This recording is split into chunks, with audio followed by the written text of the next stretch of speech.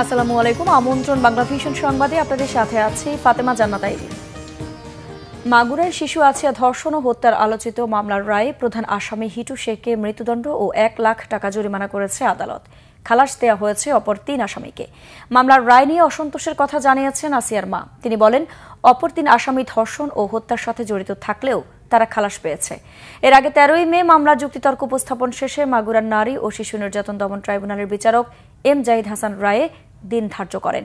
আজ সকালে আসামিদের আদালতে হাজির করা হয় এবং তাদের উপস্থিতিতে রায় ঘোষণা করা হয়। শুনানিকালে রাষ্ট্রপক্ষ ও আসামি পক্ষের আইনজীবীরা মামলার নানা তথ্য প্রমাণ বিশ্লেষণ করে যুক্তি তুলে ধরেন। এরপর রায় ঘোষণার দিন ধার্য করা হয়।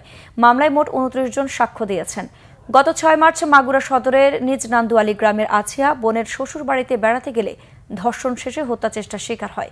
পরে চিকিৎসাধীন অবস্থায় 13 মার্চ রাজধানীর সম্মিলিত সামরিক হাসপাতালে মৃত্যু হয় আসিয়ার। রাষ্ট্রপক্ষ সক্ষম হয় আসামিকে সর্বোচ্চ সাজা মৃত্যুদণ্ডে দণ্ডিত করার আদেশ দিয়েছেন এবং একই সাথে অতিরিক্ত 1 লক্ষ টাকা অর্থদণ্ডে দণ্ডিত করার আদেশ দিয়েছেন এবং অন্যান্য আসামিদেরকে বিজ্ঞ আদালত অভিযোগ প্রমাণিত না হয় খালাস প্রদান করেছে।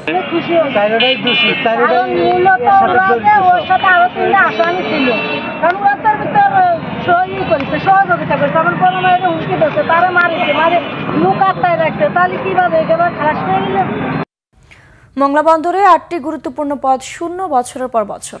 13টি পদে দায়িত্ব পালন করছেন ডেপুটেশনে থাকা কর্মকর্তারা।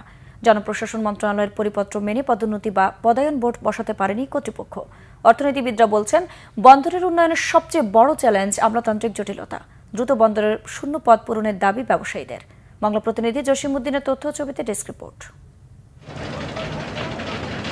দেশের অর্থনীতিতে বড় ভূমিকা রাখা মোংলা সমুদ্র বন্দর ঘিরে বাস্তবায়ন হচ্ছে কয়েকটি মেগা প্রকল্প।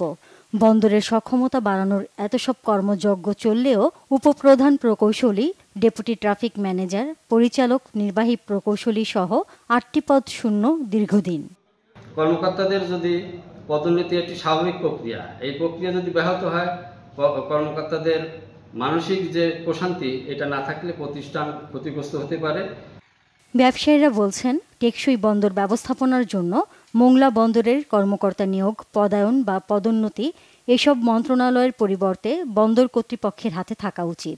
নিয়োগের প্রাথমিক কাজটা আমাদের মোংলা পোর্ট থেকে করা উচিত। তারপরে যদি সরকারি কোনো নীতিমালা থাকে তারা সেটাকে ভেটিং করে দিবে যে না ঠিক আছে, কিন্তু প্রাথমিক নিয়োগটিও আমার মনে হয় মোংলা পোর্টের যারা আছে মোংলা পোর্টের হাতেই থাকা উচিত। এটা যত দ্রুততার সঙ্গে সম্ভব তাদের পদোন্নতি কিংবা পদায়ন এবং বন্দরের কার্যক্রম চালানোর জন্য যে সমস্ত কর্মকর্তা দরকার তাদের প্রত্যেকটা চেয়ারে যেন জনবল থাকে এবং আমরা স্মুথলি কাজ করে বেরিয়ে আসতে পারি। অর্থনীতিবিদরা বলছেন, আমলাতান্ত্রিক জটিলতা বন্দরের উন্নয়নের সবচেয়ে বড় বাধা। মোংলা পোর্টের বন্দরের জন্য অন্যতম প্রধান অন্তরায় হচ্ছে এই আমলাতান্ত্রিক জটিলতা, প্রশাসনিক জটিলতা এবং নির্ভর করা, তড়িৎ সিদ্ধান্ত নিতে পারা বা বিভিন্ন ব্যাপারে মন্ত্রণালয়ের পরে নির্ভর করা, এইটাকে একটা জায়গায় আনতে হবে, কমাতে হবে। পরিপত্র জারির পরও চতুর্থ, পঞ্চম ও ষষ্ঠ গ্রেডের পদোন্নতি বোর্ড বসাতে পারেনি কর্তৃপক্ষ। যোগ্যতা অর্জনের পরও একই পদে দীর্ঘদিন দায়িত্ব পালন করতে হচ্ছে অনেক কর্মকর্তাকে। এ বিষয়ে কথা বলতে রাজি হননি বন্দরের কর্মকর্তা। আপনি বোর্ডের সাথে যোগাযোগ করেন, ঠিক আছে? আমাদের বোর্ড আছে, বোর্ডে জনসংযোগে যোগাযোগ করেন, ওখান থেকে ব্যবস্থা নিন, ঠিক আছে? জি, আপনি একটু ওনাদের সাথে যোগাযোগ করেন, তাহলে তথ্য দিয়ে দিবেন। মানে আপনি কিছু বলতে পারবেন না এই বিষয়ে? না। ডেপুটেশনে অনভিজ্ঞ কর্মকর্তাদের দিয়ে বন্দরের অতি গুরুত্বপূর্ণ 13টি পদ চালানো টেকসই বন্দর ব্যবস্থাপনার জন্য হুমকি, বলছেন সংশ্লিষ্টরা। Bangla vision news desk. দর্শক, ছিল এখনকার মতো। পরের সংবাদ বেলা 12টায় দেখার আমন্ত্রণ রইল। ধন্যবাদ।